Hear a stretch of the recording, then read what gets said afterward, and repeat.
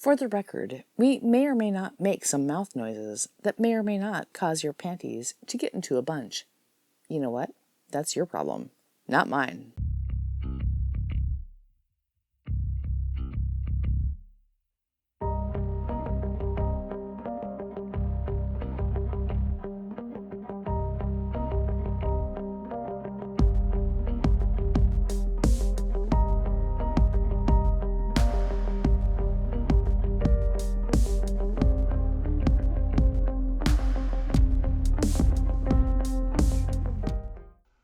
Welcome to the Polyamory Podcast. This is Shane, and today I'm being joined by...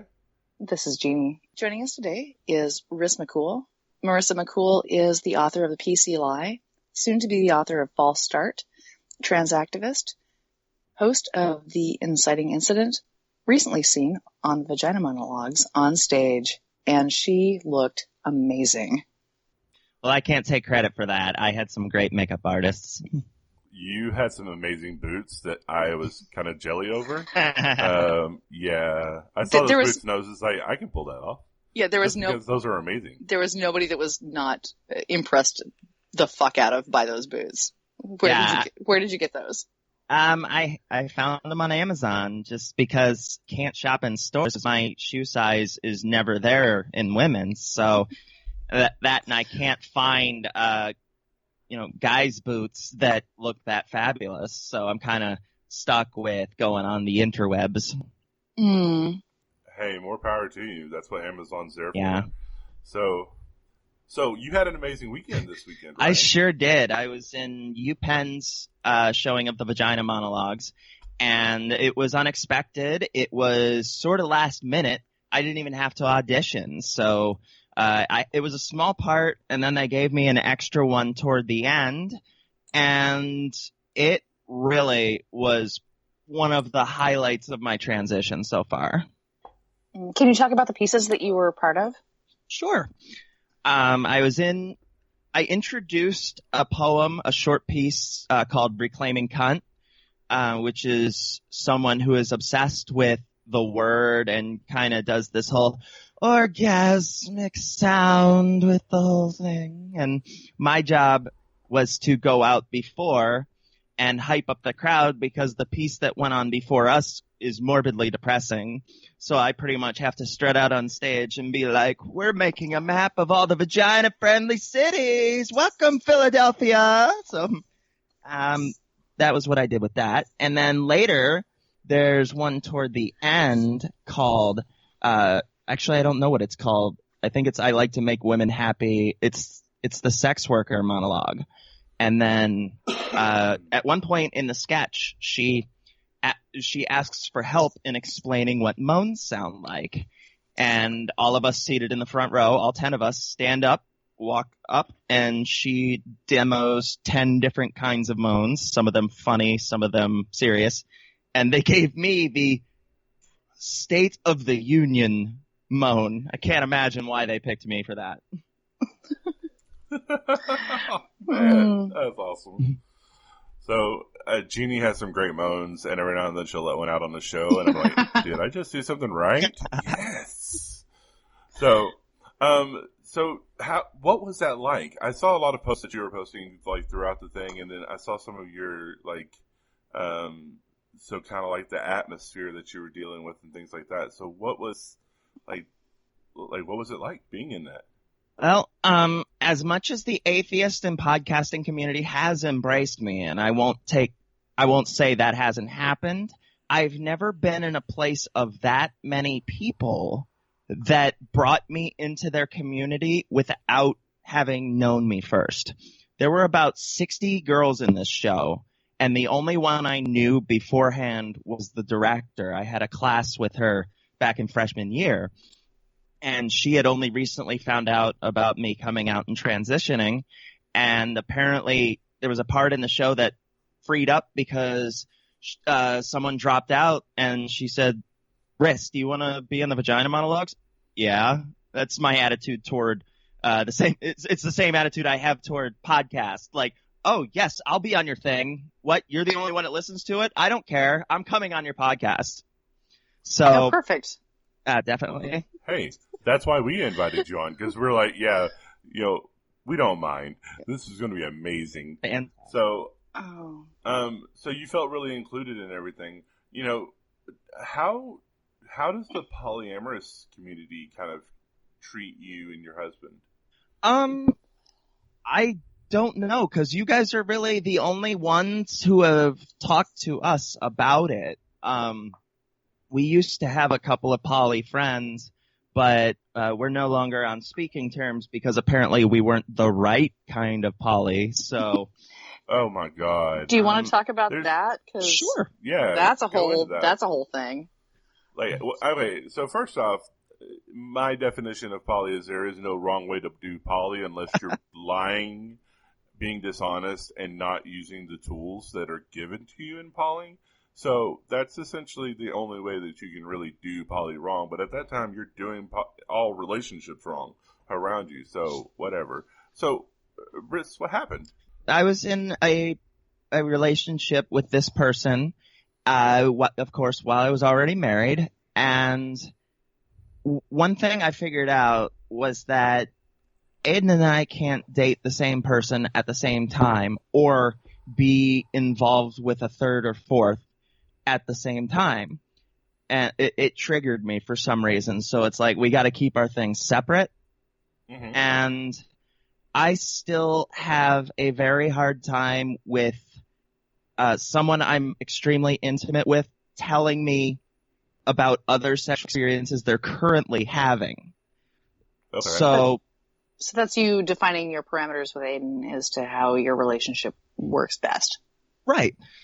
Like this person would offhandedly mention like, oh yeah, I was fucking this guy last night and blah, blah, blah, blah, blah. I'm like, I don't want to know that. Like, I'm cool with the fact that we're all polyamorous here, but I don't want to know what you do with other people. That's just not how I work. When I'm with you, I want it to be our time. I fully understand that I'm not the only one and I don't expect to be, but I still don't want to visualize what you're doing with other people. I can understand that. In my relationship with my wife, I asked to find out if she did do anything, not because I really want to know any details, but just kind of like if she was with one of her partners who was really hardcore into the spanking and stuff like that, then she's not going to be looking for more spanking because her ass is going to be black and blue. So those are kind of the things I kind of watch out for, is to make sure that that I don't do anything that's crazy like that. Also, I just I'm curious to see, did she have fun? And beyond that, I really don't care. Yeah. Well, it's also a safer sex issue.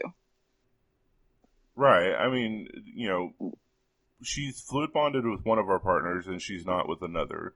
So with us, it's, did you use a condom? And, oh yeah, of course I use a condom. And I just honestly, I don't care to hear details. Now we share fantasies and stuff like that with what we would like to do with other people together, but that's a completely different thing. You know what Absolutely. I mean? It's more just before I came out as poly, let alone transgender, I was cheated on a lot, like really extensively. So I don't like to have that feeling of picturing the person I'm intimate with another person. It's not a matter of jealousy. It's that it reminds me of times where that wasn't consensual. Right. So poly came first before trans, before coming out? Before coming out. As trans, yeah. But how long have you been polyamorous? It's hard to say. My marriage is the first relationship where I was the primary, but I've been the third or fourth since probably 16 years old, and that I'm 31 now, so I had plenty of experiences as the other, as someone who either dated a couple or someone in a couple. So that goes way back for me. Okay. And what is so transitioning is new and everything like that. So Do you have any kind of fears or thoughts of what it may look like in the future for you and Aiden? I don't know, simply because our bodies are changing a lot, and we're still intimate with each other, but at this point in my transition, there's only so much I can do. At this point in hormones, it is extremely difficult for me to have an erection, and then it's even harder for me to orgasm. And I think that's because I've gone too far into who I am, that trying to do something that I don't associate myself with anymore, it doesn't connect. Yeah. So it takes you out of your body in some way. Right. And there's only so much you can do without that before I get surgery. And then from there, it's just the time, I date girls. That's pretty much the rule. Like, I mostly date girls because Aiden is newly out as male, and I have no problem with him having that primary spot as much as possible. So in our 3 years, I've dated 3 people, 2 women and a non-binary person, and one lived with us, and that was the one I just told you about that fell apart. One was a married woman in a poly-mono relationship, and I still can't figure out what happened there. And then the first one was the one who sort of tried to push him away and become the primary, and we nipped that shit in the bud. Nice. Oh, definitely, you have to. Do you? I don't want It's fine. anything to come across. Okay, so do you worry about how, or not worry? I expect that your social dynamic, like your dating pool, will change as being a trans person. Well, the part of the problem with being an out trans person is that you are fetishized. If you're not automatically rejected for being trans, there's a subset of the community that it really fetishizes you and dehumanizes you. I will get messages daily asking, like, can we hook up on the down low, or do you dominate, or things like that. You're yuck. Yeah, things So, like, people who are really into, like, the shemale porn and things like that, that kind of, that kind of does dehumanize you, and that does do things. That is actually a question I was just about to ask. Like, how do you deal? Because some people look at shemale porn and it's, they are looking. God, you have to stop saying that word. No, but that's what it is. I know. I mean, that is what the porn is, and they're looking at it as, I'm interested in this person because they are a woman and they happen to have a different kind of equipment. And then there's others that are like fetishizing it, that are not looking at these people as if they're a woman, but they're looking at this person as in they're kind of like a freak or a thing of different nature. A sex object, not a person. Right. It's a sex object. So how do you differentiate, or do you even try to differentiate whenever it comes up to like that? If I get unsolicited sex requests, I don't answer, and I get those a lot. But if someone uses the word shemale, like, not like you're saying it, you're just explaining the context. But if someone says, are you a shemale, or I'm really into shemales, I'll know, oh, you're just projecting your porn preferences onto me. Got it. Same with tranny, or anything that's sort of lady boy, anything that comes up in porn, right? Because that's an automatic giveaway that they're trying to live out their porn fantasies, and it's a combination of that and fragile masculinity and not wanting to be fully gay, not wanting to have a fully gay experience. So they figure, well, I really want to have sex with someone who has a penis, but if it's someone who identifies as female, then it not totally count. Gay. Right. Yeah. Right. Oh. No homo or anything, but, so there's an interesting study that was done recently by, and it's the University of Washington, if I'm not mistaken, where they had a number of men come in that men and women who came in and they were identified as straight, gay, lesbian, the whole 9 yards. And they did porn preferences with them. Mm-hmm. And one of the things that they found is that most of the men who watched porn, when they watched regular straight porn, they showed the same inclination as whenever they watched not straight porn. Transgender porn. And that they were very careful to kind of label it as transgender porn. And one of the things that they noticed is that the people would have the same reaction between the two different porns. But when those people watched gay porn, they had no reaction at all. Those that they considered themselves straight. And they found it on the same scale as with women. So women who were into other women were still attracted to transgender porn at the same time as they were attracted to lesbian porn. Mm-hmm.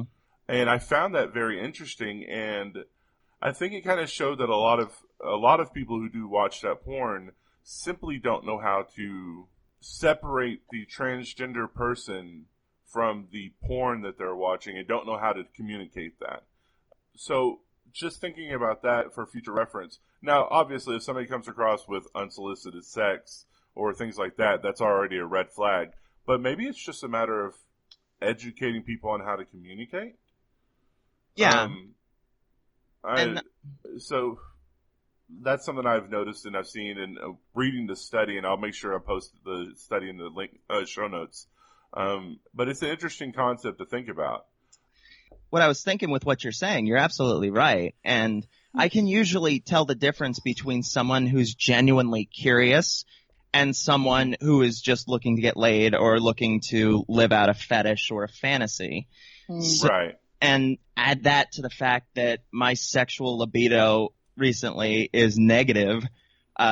Most of my quote unquote dating is curling up in someone's lap and going, "Please pet my hair and tell me I'm pretty." That's my job. Well, see, that's perfectly reasonable. Well, that's part of poly for me is like, what does our relationship look like? And my relationship doesn't have to be sexual to be intimate, and it doesn't have to be, like it can be close and it can be special and it can be important to me and important to them, but not like junk doesn't have to get in the way. Yeah. Sometimes it does, and sometimes that's fun, but it's not required by any means to have a good relationship with somebody. Certainly not. Yeah.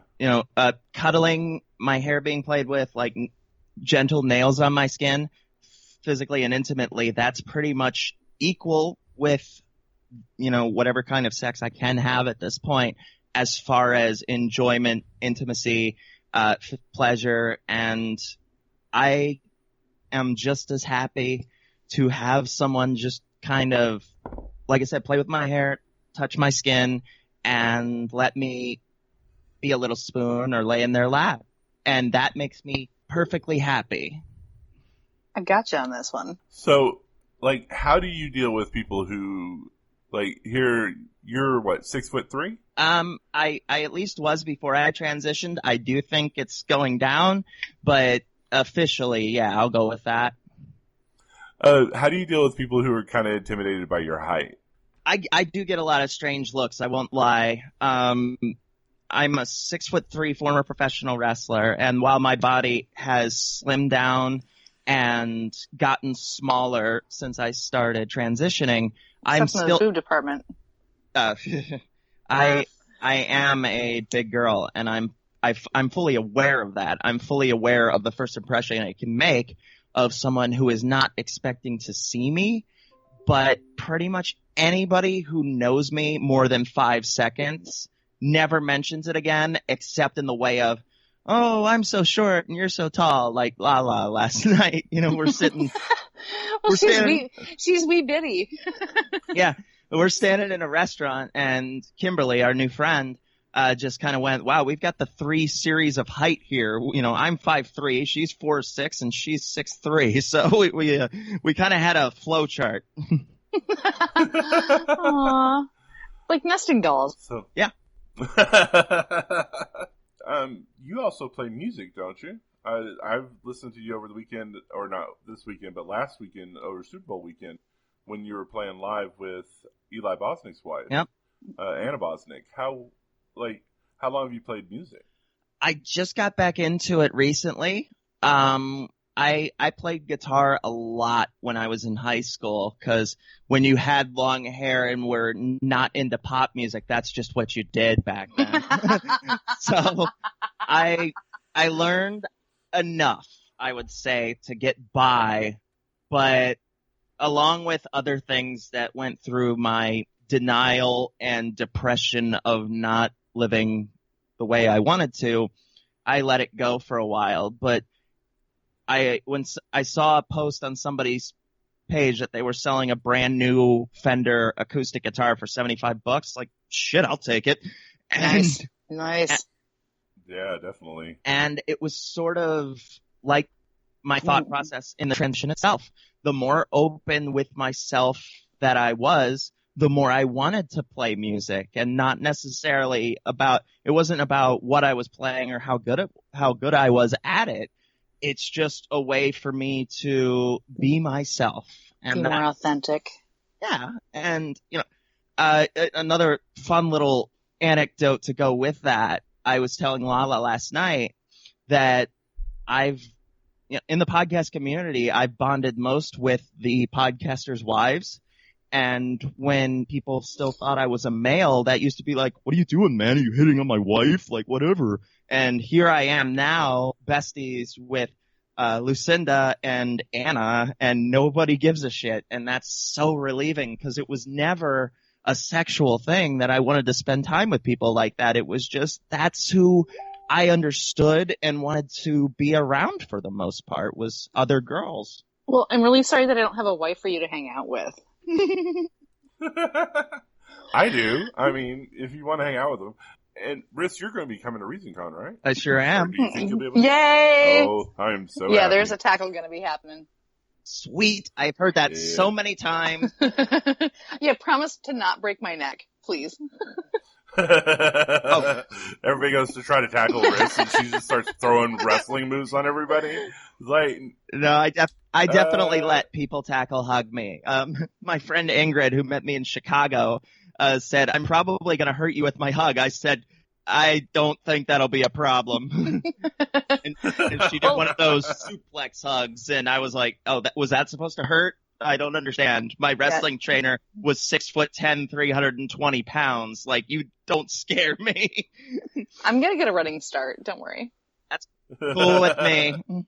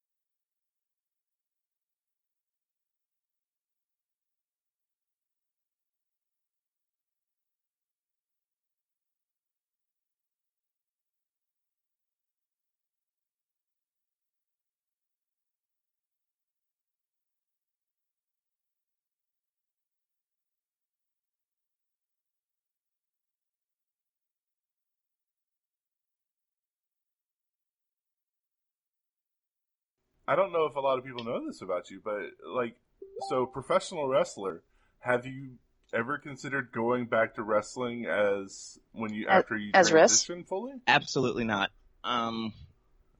It would be fun in a perfect world.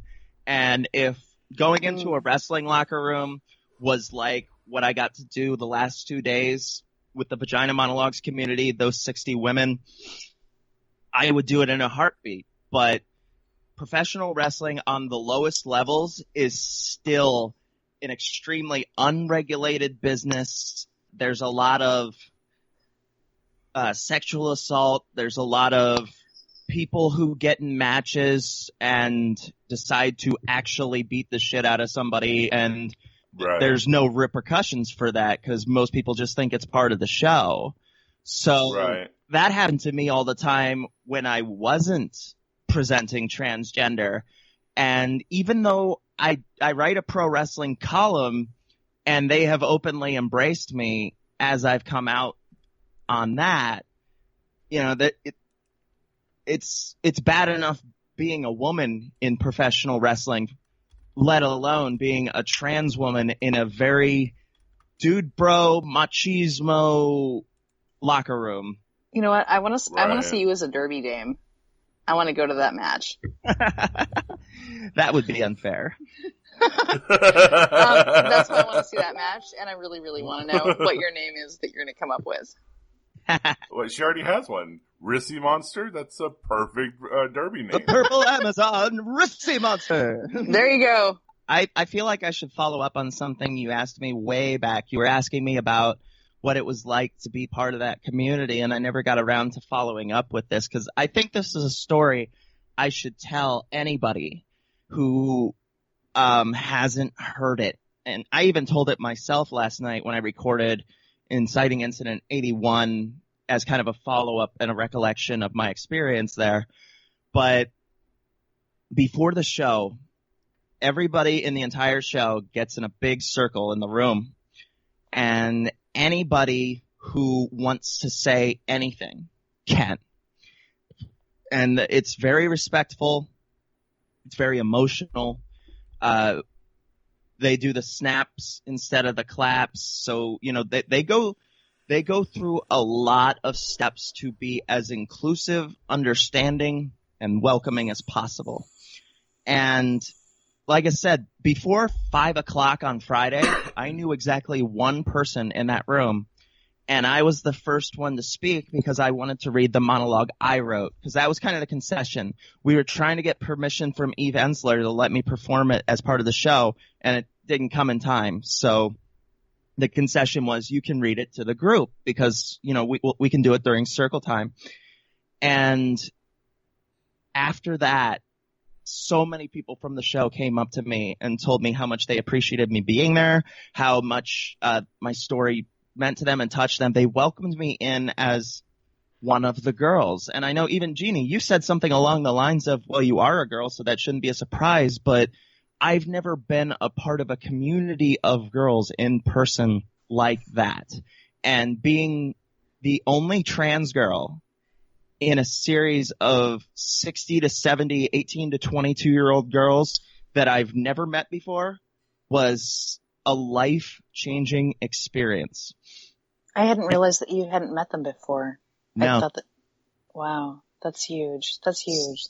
And they printed part of my monologue in the programs. I didn't hear too much from the crowd on Friday, but on Saturday, when I walked out on that stage, like, people in the audience and on the stage were whistling and calling my name and snapping, and I just felt like a diva in the best sense of the word. And that was, of course, after Saturday's circle time, where I thanked them for welcoming me like that. And that session went an hour of all these girls telling their stories and what this community meant to them. And unfortunately, the sexual assaults or worse that they've experienced in their life. There was a lot of crying. I obviously can't share any names or anything like that because that's privileged information. But absolutely, you know, by the end of it, half of the people were sitting down because the session went so long and it was so emotional. And like I said, I owned that stage, and it was such an empowering feeling. But then the one hard part of the whole experience for me was that being the only trans girl in the show, I was unfortunately placed because right after me was a monologue performed by 5 people in this version called They Beat the Girl Out of My Boy. That's a trans monologue. And it was a combination of hearing that story, which I know because I'm going to be performing it in the in the next vagina monologues that I'm in, but that they didn't even consider having the one trans person on stage not be front row right there visible while, no disrespect to them, but cis people are explaining how it feels to be trans. And it emotionally affected me visibly. And then at the end, they do this thing called the Call to Rise, where they invite anybody who's ever been a victim of sexual assault or rape or anything like that to stand up. And right before we were about to, I felt the girl next to me just grab my hand, and I knew she was there for me, like so many of them had been after only knowing me for a day and a half, and I just lost it. I had a memory of one of the unfortunate experiences that I had, and the combination of everything, I just fell into tears, and I know I must have looked pretty bad because the director came right up to me and hugged me whilst we were still on stage, but it was one of the most valuable and transformative experiences I've ever had, and I wouldn't trade it for anything. I'm so glad that you had that experience, honey. Yeah. And that's something that I've been in some cases I've been a violent opposer to sexual assault, even things that a lot of guys don't consider sexual assault. I don't understand what goes through men's minds and women's minds in these in some cases where they feel like it's okay to impose their sexual needs, their sexual wants on an unwilling person. And I just wish there was more ways in the world to bring those kinds of people to justice in a way that causes other people to truly think about the pain that they're about to cause somebody. And I think that when I hear stories like yours, and I think that when I hear other brave women come out and they talk about, what happened to them and things like that, I think that the more people that can hear those stories, the more it'll affect people who may have that thought process that they do enjoy that, or they do, that's why whenever I hear people that talk about, like on some fetish sites, rape play, and that's, now there's a movement that's actually been started to remove that terminology from kink. It's installed, instead of it being called rape play, it's now called ravishment, and that so they want to get away from that concept of rape play and give that term back to the negativity of what it is, and move to a term that is more inclusive and is more understanding that there's rules, there's boundaries, there's safer words.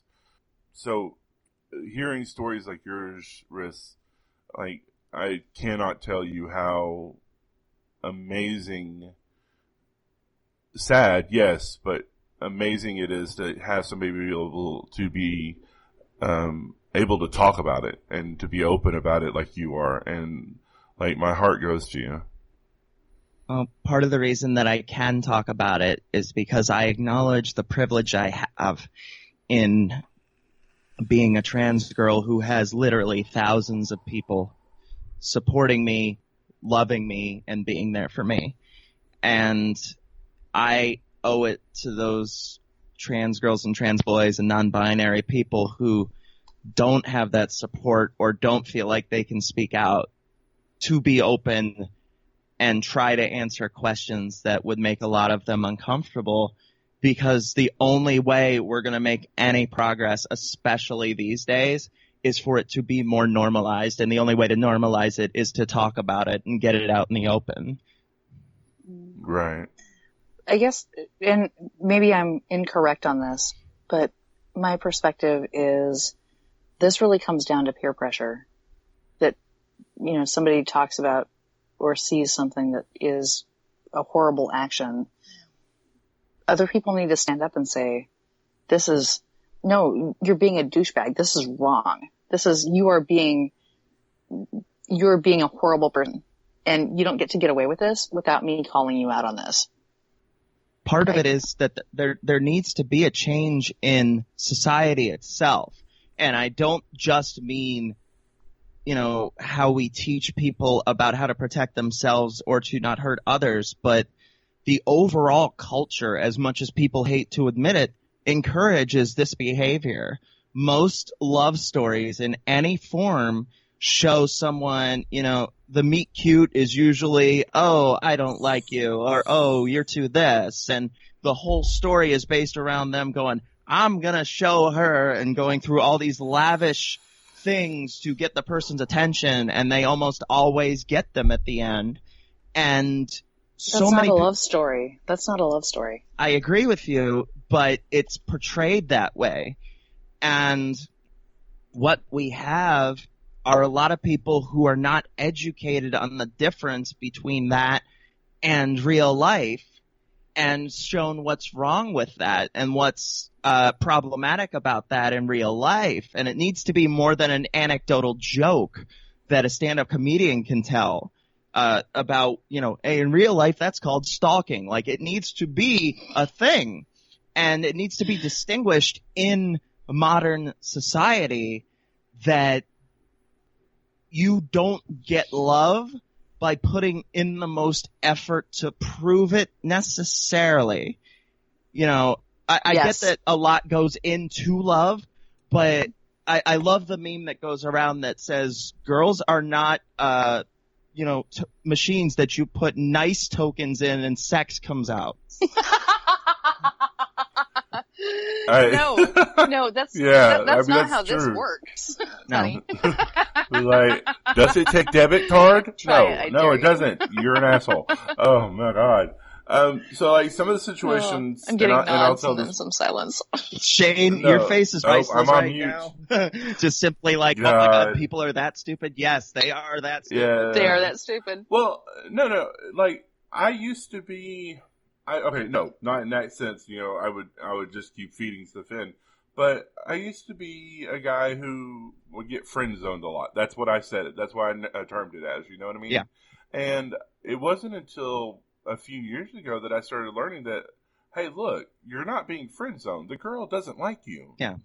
To deal with that fact that the girl just doesn't like you that way and be her friend. Mm. And I think that was one of those waking up moments for me that even my casual, even as much respect as I thought I showed women, and there's air quotes there, I was being disrespectful for being angry at them for friend zoning me, as I would put it.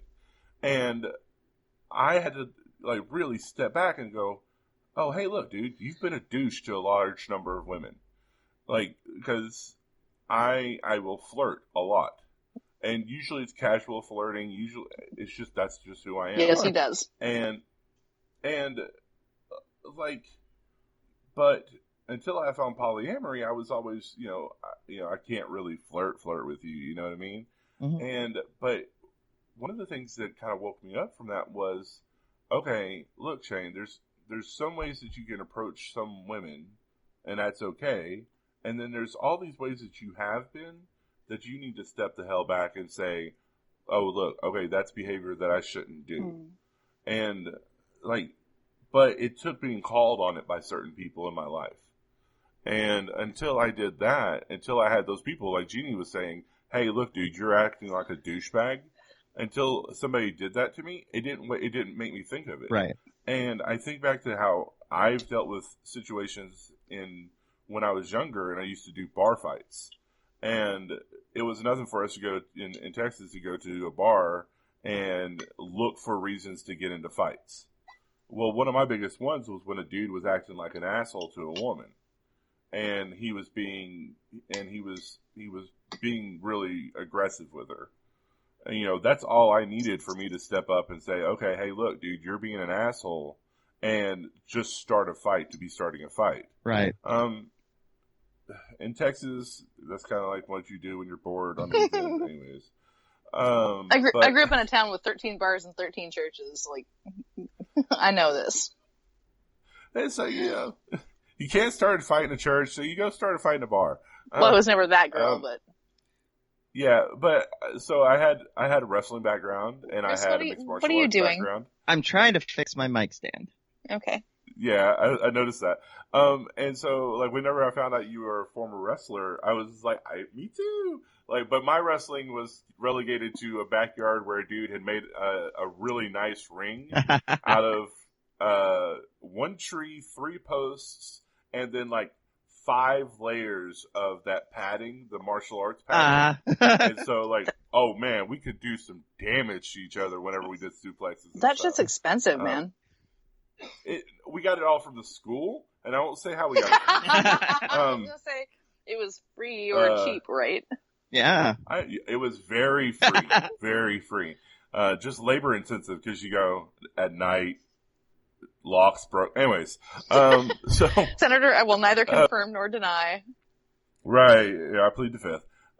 But anyways, that's looking at that. I was in some cases just as bad as those dudes that I was getting into fights with, simply because I didn't realize it.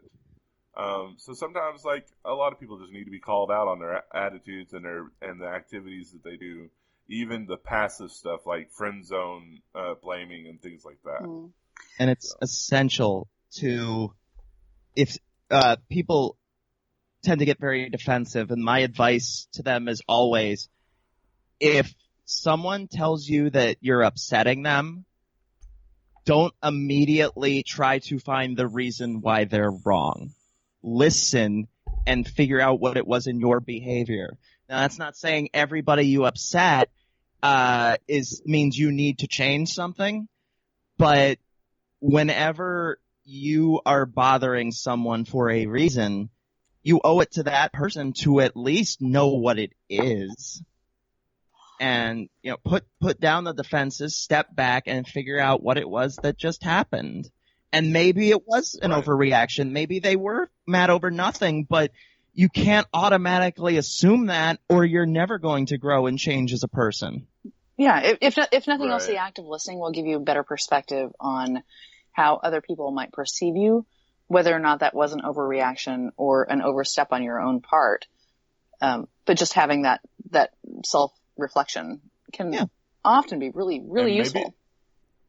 And maybe it wasn't an overreaction. Maybe it was just a misunderstanding. Yeah. Maybe the way that you're communicating was taken in a way that in a way that they took it, and you aren't immediately going to try to jump to it. You want to go. You want to ask the question. Okay, hey, what did I say that just upset you? Yeah. Why did it upset you? Nobody's wrong. Without attacking him, going, I didn't say anything wrong. Why are you mad at me? I was just don't do that. Just stop.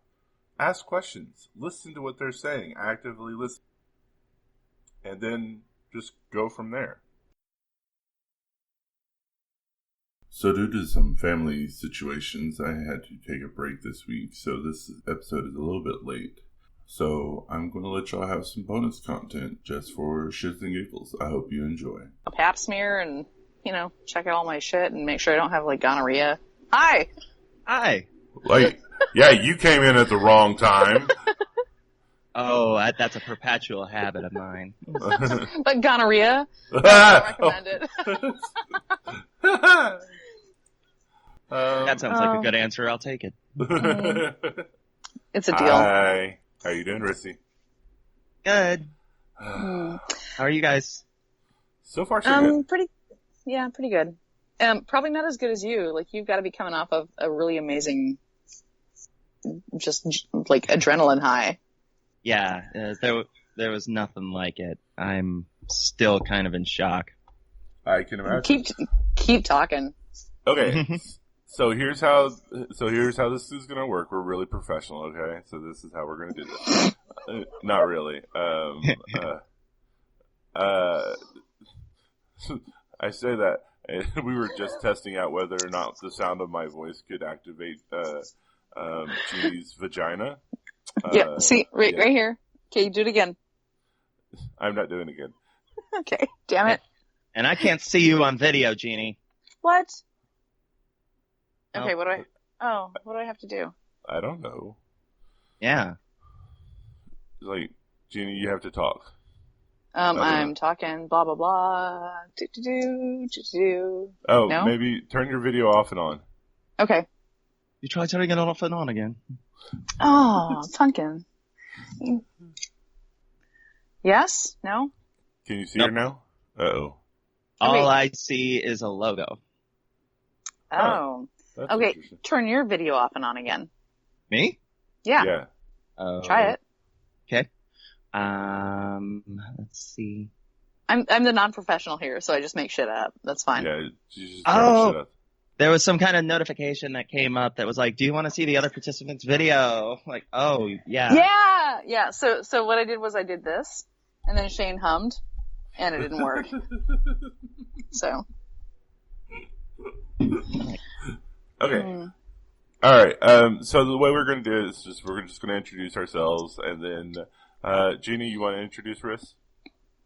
I don't think I have a bio. Riss is amazing. So this is our amazing guest, Riss. You can find her in Inciting Incident podcast, and she just wrote a book, and she's about to writing or just finished up another book. Yep. Like, you've literally written more books than I have in 4 months than I have in my entire life. I just posted the cover of the next one. It just got done. Yay! So, all right. So let's type it up real quick. So, It has to be on my screen because this is my medium. all right. So Marissa McCool. Okay. Oh, in the meantime, while he's doing this, and I forgot to forward it. Oh, wait, Shane, check pages or sheets. We might have a bio right there. That requires me moving stuff around. Because if Rick is one, then I paste it to the sheets. I did not send anything, I don't think. Okay. Okay. So in that case, while Shane is doing you justice, we're also going to ask about kinky. We warned you about this, right? Yeah. Okay. Do you want to talk about kinky now or wait until after? Whoa. It's your show. No, it's not. Yes, it is. Yeah, technically it's our show, so yes, you have co-ownership. Like, when I start splitting out money, I'm going to give you like 20% and me 80%. So, technically speaking, you've got no plan. It'll be like 50-50. Love you. Writer of... Oh, God, my brain just died. Okay. Hang on. Okay. Marissa, what's the name of your book? Which one? The first one. The PC Lie? Oh, yeah. I already had that one.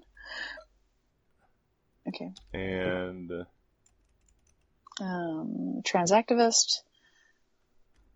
Transactivist? No, you don't have to, I'm just writing this, dude. You don't have to, type it. I know. Okay, is there, what else do you want to have added to this, Riss? Oh, What's the new book called? False Start. False Start, yep.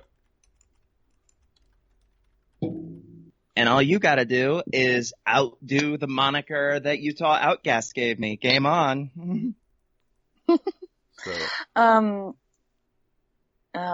you're co-host of Inciting Incidents, right? I am the host. The host. Everybody else is my co-host. I created the shit. I do all the money stuff. I do all the work. It's my show. Damn right. Shane, What?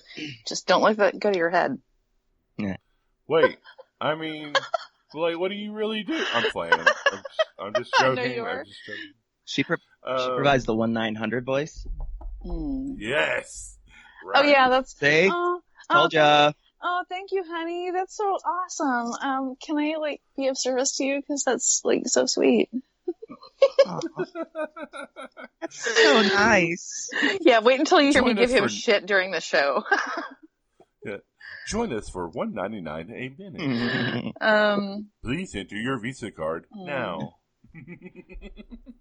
In fact, it would be preferable if you went and found Daddy's gold card. Oh my God, Daddy would have got us an Uzi. Yeah. Recently seen. All right, I just posted it. thingy. Hang on. Oh, fuck. Recently seen on the monologues. You forgot that, didn't you?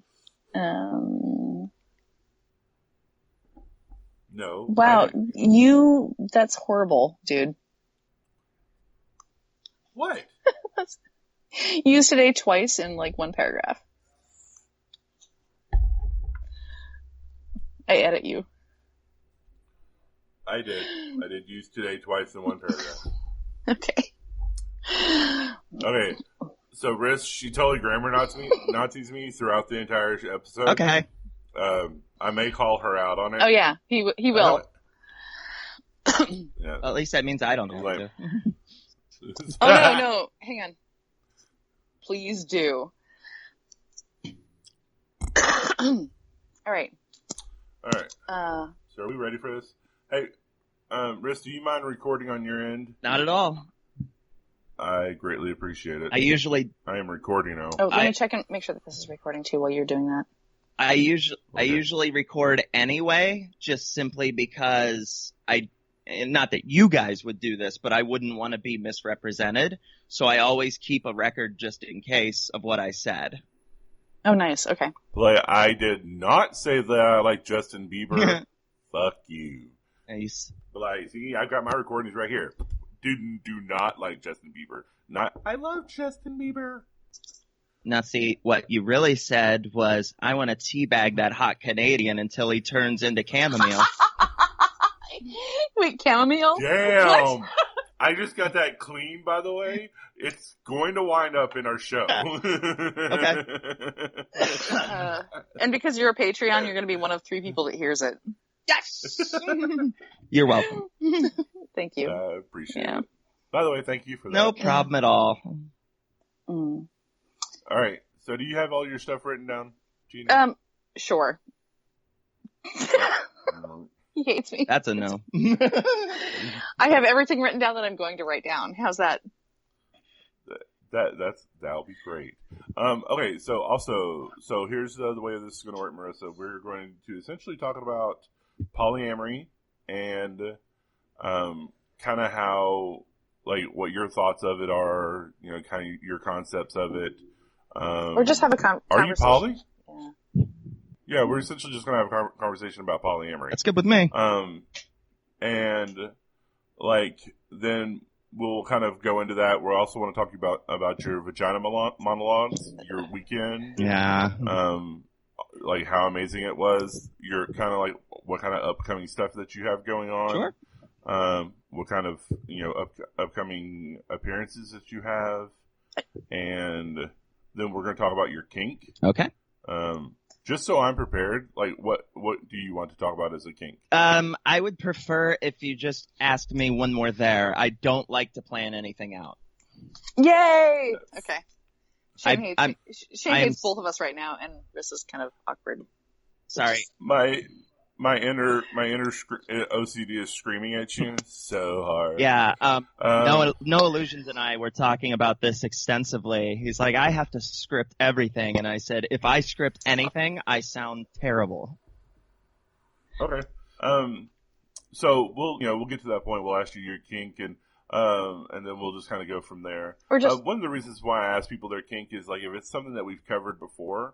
Like, a lot of people have multiple kinks, and, like, they talk about the one that's the biggest one for them right now. So, like, we've done BDSM, we've done... Oh, we also, like, answered questions, too, from somebody who was really vanilla. Yeah. And didn't have a kink. Yeah, so... Yeah, we explained to them, like, what, like, the whole S&M part. Like, so slave and master, sadomasochism, and sadist. Yeah, we talked about pain. Yeah. Yeah. He likes to pre-plan. I don't. I do like to pre-plan. Okay. So, anyways, so let's get this show on route, guys. Cool. All right. Welcome to Polyamory Podcast. This is Shane. And this is Jeannie. Oh. You totally messed that up, Jeannie. I did. Take 2. We didn't plan this. Take 2. We are Polyaskry. Polyaskry. Polyaskry. You can find us at Polyaskry pretty much anywhere. Try polyaskry.com. that will lead you, among other places, to our Facebook page, our blog, our Twitter, and our Patreon. Polyaskery. We are here. Join us, but only with the consent of all the people involved. Where's the best place to meet your online friends? Where's the best party where the fun never ends? Where will Bobby Carey be our MC too? I bet you'd go if you only knew. It's ReasonCon, it's ReasonCon in Hickory, North Carolina. It's ReasonCon, it's ReasonCon, and the speakers couldn't be finer.